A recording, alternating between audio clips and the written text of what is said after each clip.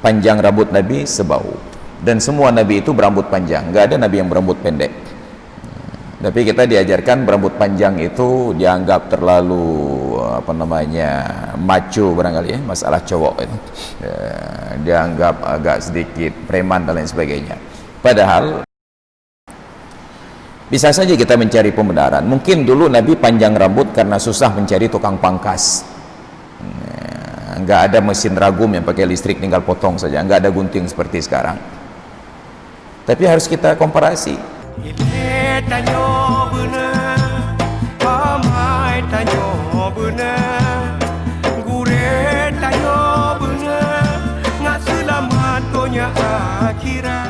Tapi bahkan Nabi sejak zaman dahulu itu sudah memberikan nubuat bahwa Khawarij akhir zaman itu nanti syiaruhum at-tahliq, identitas mereka adalah cukur rambut berkepala pelontos, at-tahliq.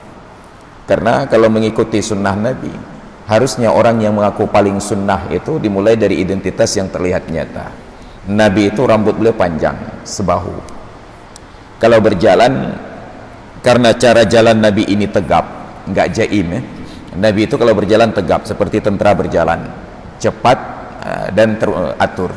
Rambut beliau itu terangkat, turun, terangkat, jatuh, sehingga disebutkan rambut beliau itu memukul-mukul bahunya. Panjang rambut Nabi sebahu, dan semua Nabi itu berambut panjang, nggak ada Nabi yang berambut pendek. Tapi kita diajarkan berambut panjang itu dianggap terlalu macho barangkali ya, masalah cowok itu dianggap agak sedikit preman dan lain sebagainya. Padahal Nabi itu rambutnya panjang. Maka ada beberapa orang guru-guru kita yang alim-alim itu yang juga sering tampil di televisi dengan rambut gondrongnya. Bagi kita penampilan dengan rambut gondrong itu agak sedikit urakan, agak sedikit tidak berakhlak ataupun tidak baik. Padahal ketika itu kita jadikan sebagai sebuah kebenaran, maka sungguh sebenarnya kita sedang menyalahkan Nabi, bahwa Nabi penampilannya itu tidak sopan, Nabi itu penampilannya urakan karena Nabi rambutnya panjang. Bisa saja kita mencari pembenaran. Mungkin dulu Nabi panjang rambut karena susah mencari tukang pangkas, nggak ada mesin ragum yang pakai listrik tinggal potong saja, nggak ada gunting seperti sekarang.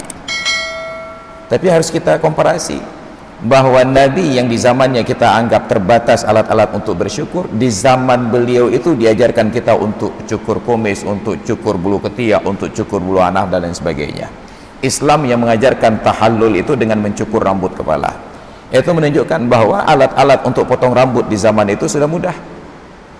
Alat-alat itu sudah mudah, walaupun tidak semudah sekarang, tapi alat itu sudah ada.